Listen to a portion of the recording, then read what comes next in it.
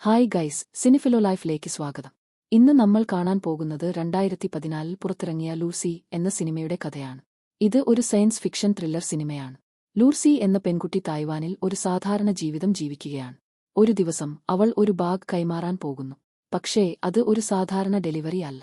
അവൾ അറിയാതെയാണ് ഒരു മയക്കുമരുന്ന് കടത്ത് സംഘത്തിന്റെ കാര്യത്തിൽ കുടുങ്ങുന്നത്. അവളുടെ ശരീരത്തിനുള്ളിൽ ഒരു സിന്തറ്റിക് മയക്കുമരുന്ന് ശസ്ത്രക്രിയയിലൂടെ വെക്കപ്പെടുന്നു.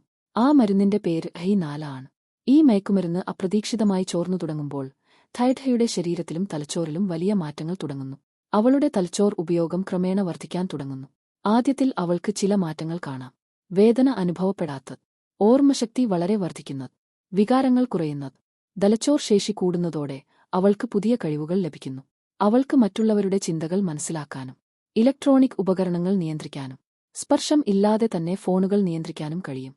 ഈ അവസ്ഥ മനസ്സിലാക്കിയ ശേഷം ലൂസി ഒരു പ്രൊഫസറെ സമീപിക്കുന്നു, നോർമൻ എന്ന ആളെ. അവൻ തലച്ചോറിന്റെ ശേഷിയെക്കുറിച്ച് പഠനം നടത്തുന്ന ആളാണ്. ലൂസി തന്റെ അവസ്ഥ അവനോട് വിശദീകരിച്ച് സഹായം തേടുന്നു. ഇതിനിടെ മയക്കുമരുന്നിന്റെ സ്വാധീനം കൂടി വരികയാണ്.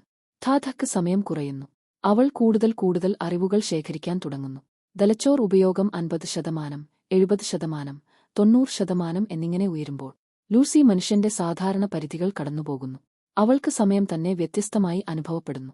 കഴിഞ്ഞ സംഭവങ്ങളും ഇപ്പോഴത്തെ സംഭവങ്ങളും ഒരുപോലെ കാണാൻ കഴിയുന്ന പോലെ തോന്നുന്നു. അവസാന ഘട്ടത്തിൽ ലൂസി 100% തലച്ചോർ ശേഷി കൈവരിക്കുന്നു. ആ സമയത്ത് അവളുടെ ശരീരം പതിയെ ഇല്ലാതാകാൻ തുടങ്ങുന്നു. അവൾ തന്റെ മുഴുവൻ അറിവുകളും ഒരു കമ്പ്യൂട്ടർ സംവിധാനത്തിലേക്ക് മാറ്റുന്നു. അവസാനം ലൂസി ഒരു സാധാരണ മനുഷ്യയായി തുടരുന്നില്ല. അവൾ രൂപമില്ലാത്ത ഒരു ബുദ്ധിശക്തിയായി മാറുന്നു. സിനിമയുടെ അവസാനം ഒരു ലളിതമായ സന്ദേശം മാത്രം കാണിക്കും. I everywhere. അതായത് ലൂസി ഇനി ഒരാൾ മാത്രമല്ല, എവിടെയും ഉള്ള ഒരു സാന്നിധ്യമായി മാറിയിരിക്കുന്നു. മൊത്തത്തിൽ ഈ സിനിമ മനുഷ്യന്റെ തലച്ചോറിന്റെ പരിധി എന്താണ്, അത് മുഴുവൻ ഉപയോഗിച്ചാൽ എന്ത് സംഭവിക്കും എന്ന ആശയമാണ് അവതരിപ്പിക്കുന്നത്.